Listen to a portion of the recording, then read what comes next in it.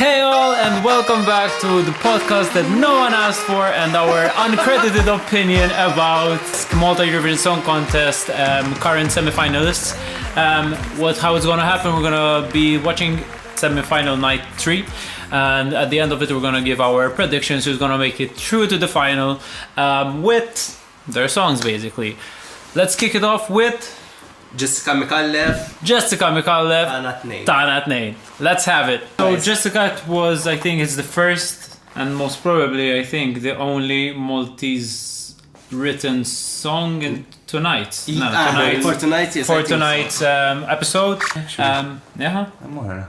And this one. Barash. Okay, scratch that. Maltese. Jessica, I think it's a very nice way how to kick off the third episode. I'm not sure about the phonetics of the song. Again, I think when writing in Maltese, we really need to be careful because sometimes we lose the accent and make it sound like someone from a different country is speaking Maltese. Apparently, we'll keep on listening before giving our verdict. It's a lesson that we learned from episode 1. Yes. Yeah. And another thing, everyone's looking dapper tonight. Yeah, I didn't get the memo. Alright, second up we have Cosette Baldacchino with her song Free Fall. Yeah. Let's have a listen. Dan Paul. Kate. Dean Kate. Maya. Luke. Yes, Luke. Yeah. Okay. I liked her voice this one. Yeah, this one. I think that production, the backing track needed to support the vocals a bit more. Yeah. Could be a sound issue though. Can be. Could be. It's maybe. There's been a lot of opinions about the sound quality of show. Maybe it was not ready to host the Malta Eurovision Song Contest. Who knows? Maybe. Unpopular opinion, I suppose. I can cut shit out. It's all good. It's all good. Okay, up next we have Michela Gallia with Let's Talk About Love. I remember her song Jawra. She was in Musga. Fantastic. Usually I haven't heard the song yet, so I'm looking forward to it. Michela Gallia has been around in the scene in a lot of different aspects. She's done modeling, she's done acting, she's done music, and Cool. No, I love this song. I like her voice. She has a fantastic voice. Fantastic. I immediately love this song. Like, it is one of those songs that is nostalgic without you ever have listened to it before. Go Disney vibe. No. Maybe Hercules. As the 80s ballad feel, needed a bit more saxophone. Needed saxophone. There's a little tinge. No, I love this one. I really do. It's not a song that I usually listen to, but for me, she sold it to me. Especially with her voice, the way she interpreted the song. I think her voice and the style of song, it fit perfect. Sometimes I struggle connecting the artist or the singer singing the song with the song that they're singing. She did a really good job. Okay, moving on, we have Thea Aquilina with Bloodstream. I don't think we've seen her before, not yet. Not that I know of, so no bias alert. Wow, that's 4 no bias alerts today. That's crazy. That's crazy. I love how we're mentioning the non-bias alerts in anticipation that we're going to have a bias alert. Because it's Malta, man. Stream this blood. With the gift. Bold, very bold. No. I wish I had her confidence. Yeah, it's Same. cool. Same. Very cool. I'm gonna be the one with to create a comparison which most probably doesn't need to be compared or anything. Did the rah remind you a bit of Lady Gaga? Okay. Again, so the revenge is just there. Cool. It just didn't come to mind, to be honest. Thea, very bold. You sold the song amazingly. Very excited to see what happens. Good luck. Up next we have Miguel Bonello I'm excited for this one. Miguel Bonello with Better Off Alone. For whoever doesn't know, Miguel Bonello has been in Musica, he's been in X Factor in Malta as well. And this is the first time we're seeing him in this image. Like there's a big transformation, and I've seen him growing up, and like his amazing was always his voice was always his voice was always amazing. So I'm really excited to see. Do I smell a bit of a bias Yes, alert here. and here we have a bias alert because Mickey Mago is on this track, and Goes on. so we obviously are very excited to see like this collaboration that we didn't know we needed, but we have it. Let's have it. You're paying us goat's cheese, right? Yes. Cool.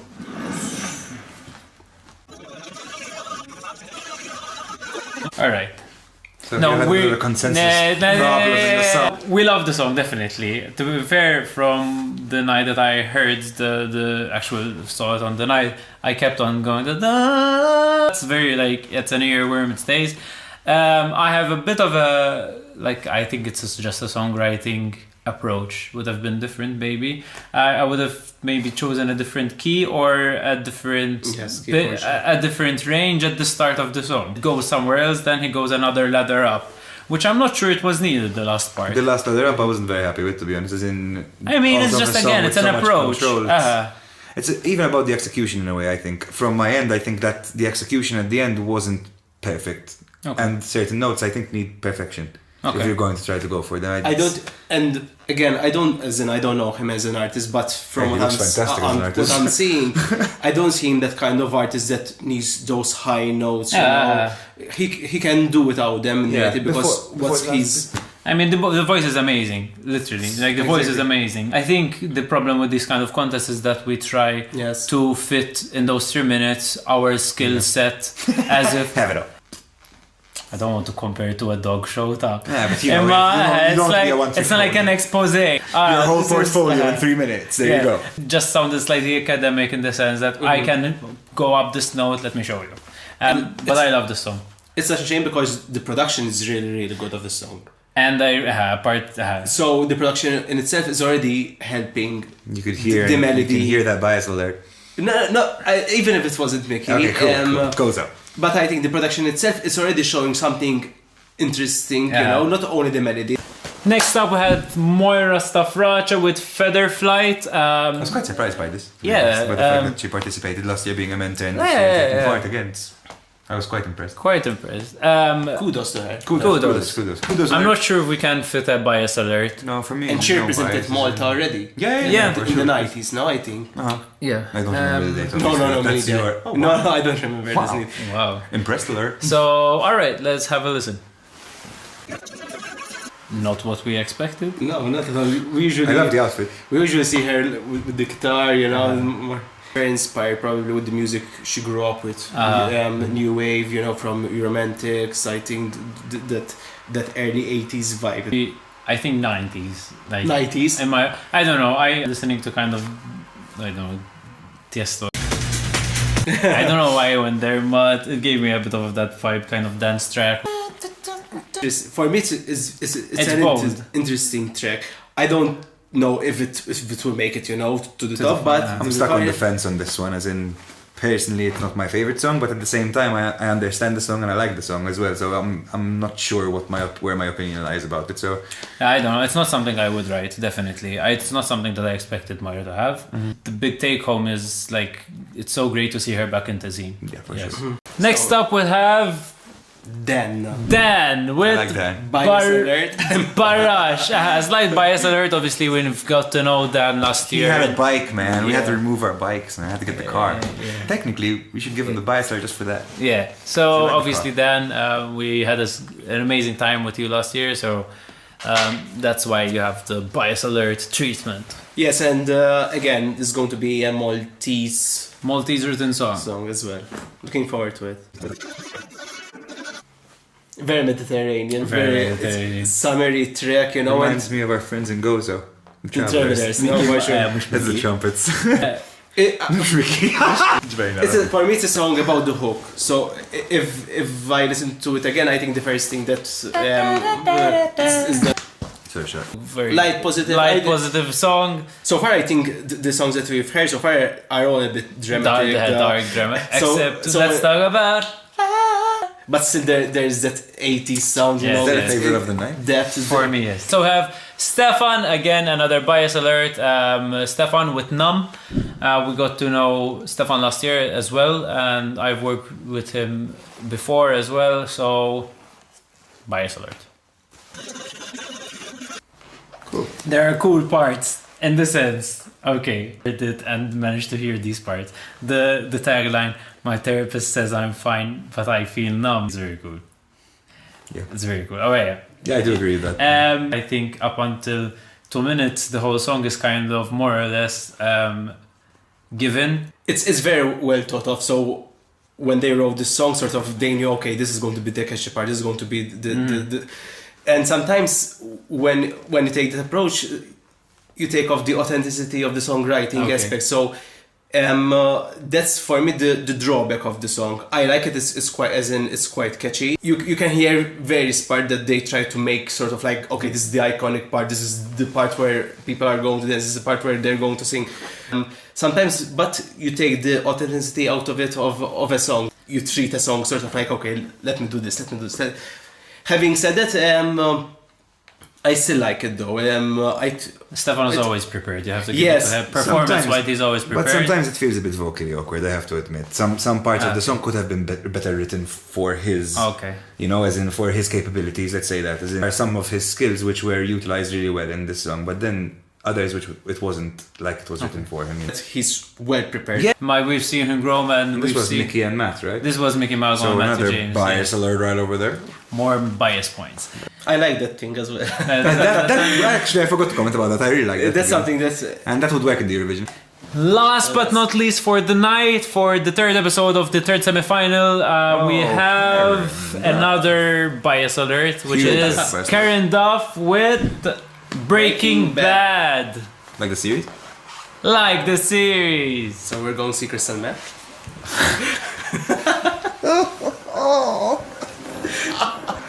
Don't do drugs, kids.